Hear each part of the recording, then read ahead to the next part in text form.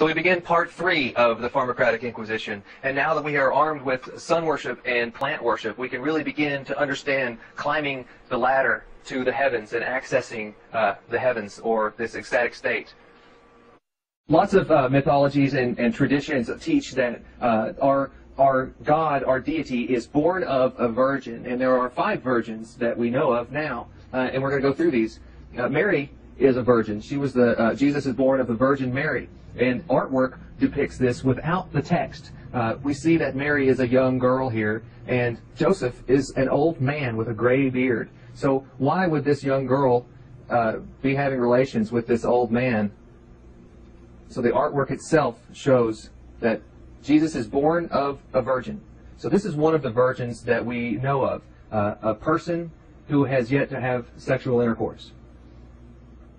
The second type of virgin that we find in ancient mythology and in the Bible is the scarab beetle. And the scarab beetle was considered a virgin because in ancient times they didn't realize that the beetle mated before it climbed into the cow dung, and 1,000 or thousands of beetles ran out of it. So the scarab beetle was considered created by immaculate conception. Here's another image of the scarab beetle with the sun disk up above, showing the virgin representation. Also notice the feathers, or the wings here. That's very important symbology. The next type of virgin that we have is that of the pearl. And the pearl was considered immaculate conception because they thought it was God's semen that had been trapped in an oyster shell and had formed. So the pearl was very synonymous with the entire concept of the virgin. Up above Mary's head on the right, we see the shell, and so this is showing God's semen in the shell up above Mary's head. The entire story is told in that picture. So in this representation, the shell is the virgin, and the pearl is the newborn, born from nothing. Also, the shell represents, over here we see that the shell is also the sun here with the rays of light coming out. The shell with the rays of light coming out. So that's important to understand. They will hide the sun worship symbology and other very similar symbols. Another virgin that we have is Virgo. The sun is born under the constellation of Virgo. So the sun in the sky is born of a virgin, Virgo. As Andy already said, there were 5 types of virgins, and we've already gone over 4 of them. The 5th type of virgin was the mushroom itself, and this is actually the underside of the mushroom, or a spore print of the underside of the mushroom. And the mushroom was considered born of immaculate conception because in ancient times they didn't realize that mushrooms had spores, or they're basically a mushroom seed. And without microscopes, it appeared to them that the mushrooms appeared magically overnight by immaculate conception, and they would be born where they had died before. And so that's also why the mushroom was considered hermaphroditic, having both male and female parts. That's right. This is a spore print, and what a spore print is when you take the cap of a mushroom and drop it down on a piece of paper, for instance. All of the spores will dump out below it, leaving a print of the gills of the mushroom. But to look at this and say, okay, these are spores, there are millions and millions and trillions of spores in this print. You cannot see one single spore with the naked eye. All you can see are clusters of spores. So the mushroom truly is born of a virgin. This is another example. These dots are the veil remnants, but inside the dots, the little dust that collects, those are the mushroom spores. Mithra was born of a virgin. Mithra was born of a stone. And here we see the mushroom being born of a stone, born of a virgin. So the anthropomorphism of the deity, again, is born of a virgin. Mithra here with his standing on top of the cosmic egg, or the primordial mound. He is an entwined column. He has tail feathers, like the mushroom does, and he also has wings at the top of his head. Very similar to Libertus, very similar to the Amanita muscaria. So here we have the mushroom. As Andy just said, the primordial mounds. Here we have the primordial mounds, the mushroom cap coming up. The annulus is not dropped on this one yet, so you can't see how the annulus is the wings here. But when the cap opens up, it becomes the cap on the top. And as the annulus, or the universal veil, falls and becomes the annulus, this is the wings here. The serpents are the caduceus, symbolizing drugs going down the body of Mithra. And here we have the drug itself. Here's a depiction of the upturned cap of Mithra, the upturned cap, the wings on his back, and the wings of his tail feathers. And below here, again, the primordial mound.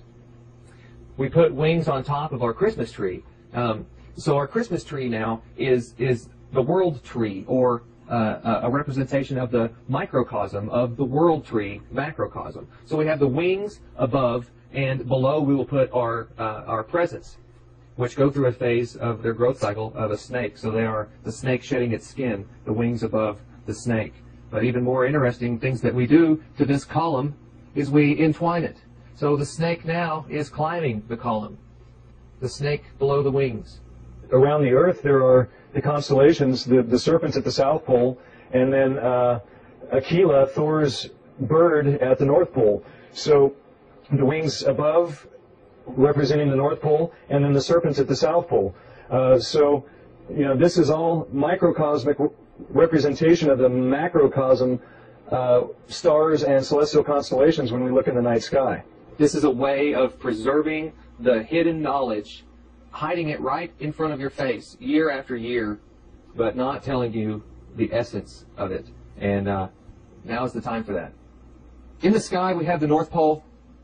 We have the bottom of the galaxy. And down here we have our little shaman figure as he is laying in the bottom of this world tree. So the shaman is going to climb the world tree up to the celestial North Pole. Here he is again at the bottom of the world tree with his branches. This is artwork by Alex Gray showing the caduceus with the wings on the top, the serpent on the pole. Only in this picture the pineal gland is lit up, and this person is in an out-of-body state of consciousness. So we've preserved this tradition all the way up into our modern times. Santa Claus, the shaman, bringing us the presents that grow magically overnight underneath the pine tree, underneath this world tree, the entwined column, the caduceus itself.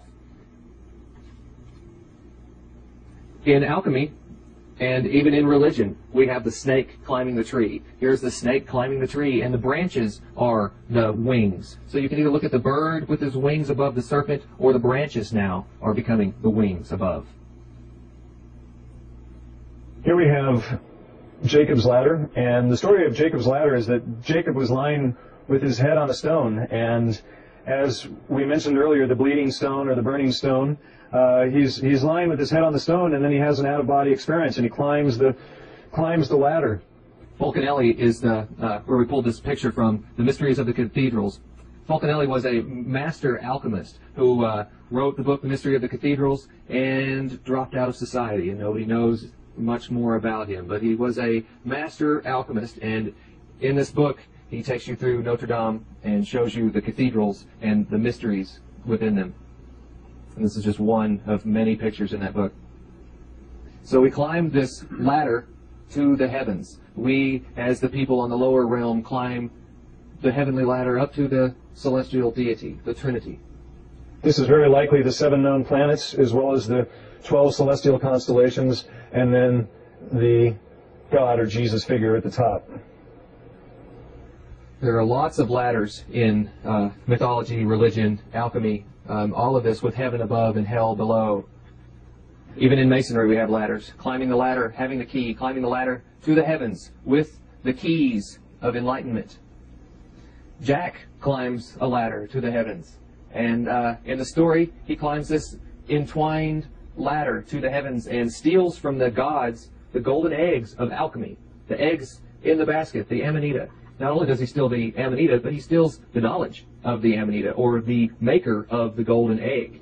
So there's a real representation here of he's stealing the maker of the egg, and Jesus is crucified between 2 thieves, and those 2 thieves earlier in the stories stole a certain thing from these people and brought it back to Moses, and they were crucified for this. So the story is preserved even in our children's books.